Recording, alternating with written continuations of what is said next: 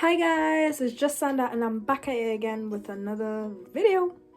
And today I'm doing a mukbang, a KFC mukbang. So yeah, I have some fries, some chips, popcorn, chicken, a kids burger, filler burger, but I got it with a kids thing. Some corn in the cup, some yogurt. I'm not even gonna lie, I'm not even that hungry still. I'm not hungry. I'm in my room and then I have some I don't know if you can see that, but it's green tea. So I did like a poll thing on Insta to see what people would like to hear about, and the most ones was toxic nature basically, and moving away from home. I only live literally an hour away, less than an hour, 50 minutes away from home. And when I was getting ready to move, I didn't even deep everything. I didn't put it in my head that, oh my gosh, I'm moving. I was just kind of oh, I'm going to you. Oh well, whatever. And then when the day came to it, when it was 2 days before I was deeping it, I was like, I'm moving. I'm gonna have to rely on myself. I was like, yeah, that's kind of a big thing still, because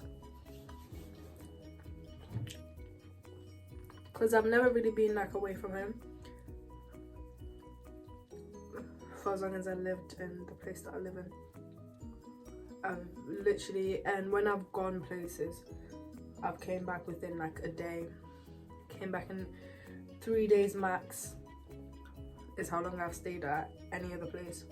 So to be away from home is for me, it was just kind of a different, it's just different because I was just used to certain things I used to do there. I was just used to certain behaviors. I was used to living with people. I was used to living with people that I didn't know.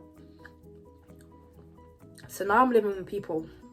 So now when I start living with people that I didn't know, I was I don't know how I'm going to react, because I don't know their personalities. I don't know how they're with house stuff and everything. And can I just say that I think I came lucky, to be honest, because I've heard about so many shows where people have hated the flatmates. The flatmates have given them a hell and stuff like that. And all I can say is, I got lucky. Honestly, I got lucky because my flatmates are mostly calm. There's never really any big problems between us. So all that small stuff cleaning. For the most part, everyone's calm with each other. There's no problems. We're all cool, we're all calm. We get along for the most part, honestly. And I'm glad about that. But mostly I think I had to get used to not living with my younger siblings, because it was I was only getting separation anxiety, because I was oh my gosh, what am I gonna do? I know I'm always complaining, but now I'm just gonna be in my room just chilling, doing nothing. And here I am in my room chilling, eating in my room.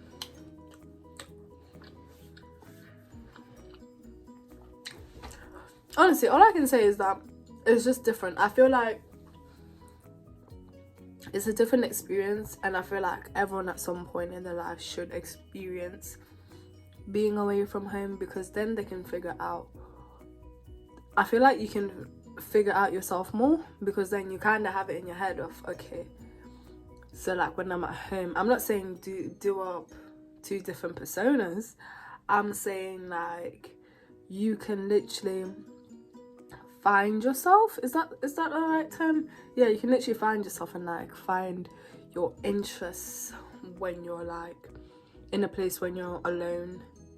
Not alone, but like when you're in your own space and with no one exactly, not like telling you what to do, because I'm not gonna say that, oh, I don't know how to describe it, but like when you're in your own space and you're doing you basically, so like you have the means to like kind of fix your life because your parents aren't there to like help you fix it. And more time when people move out, they have this mindset of I'm independent, yeah. So like most of the time when you know when you move out, and like you don't always want your parents to know what's going on because you're like, I'm independent. Like, why would I tell them what's going on in my life right now when I'm independent? But and like they'll say something about it. But like yeah, it's like it's different. But like yeah, for the most part I've enjoyed it. But there will be times where I miss home, or where I miss like everyone at home. I miss what's going on, and I'm like, oh, now I feel like I'm missing out a lot. But then I'm also learning a lot about myself and learning a lot about the people around me and the things that I'm doing without having to worry off, oh, it's too loud to do this and this, it's too digital to do this and this. So it's kind of calm. Like if you hang around people that that you feel as if they're portraying toxic energy, I feel like you need to set yourself aside and like think about, do I want to continue this friendship? Do I want to continue being here where I am? Because is it good for you? Is it? I mean, and even in a toxic relationship, you gotta think, do you want to be here? Do you want to be in a place where you can't be yourself, or you feel as though you're doing everything wrong when you're not, when you feel as though you're the problem? You have to think, I think you just have to think about yourself, like, is this the right thing for you? Because there's no use in staying in toxic situations, because no good ever comes out of it. You can't be praising someone for doing the bare minimum of what they're supposed to be doing. It doesn't make sense. Because if your man or something is supposed to be treating you well and loving you, taking you out and that, and then your man does it, you should thank them or whatever. But personally, I feel like a relationship is 50-50. A friendship is 50-50. And if you have to make more effort than the other person, then there might be something wrong. But there's friendships that I value, especially from like long distance. Our friendships are like with Olivia, for example, me and her barely talk. Does that make sense? Like, me and her barely talk, but like when we do, it's like update detail. Like, we don't miss a beat. Me and her talk. We don't talk as much. Like, we check up on each other every now and then, but then when we see each other, don't miss a beat.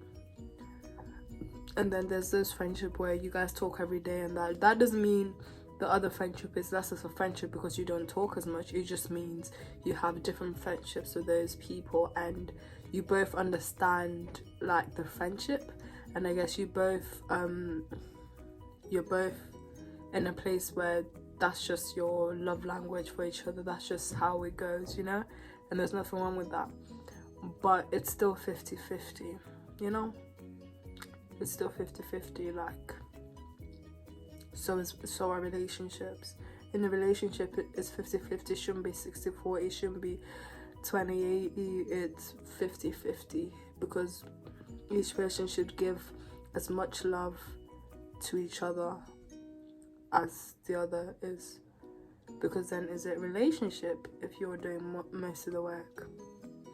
I don't know. You tell me. You tell me. I'm gonna do ASMR.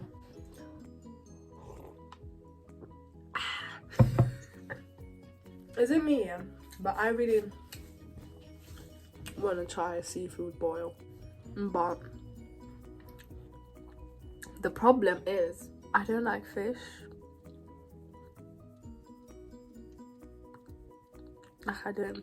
Like the only like any I eat like prawns, but then that's like mostly it.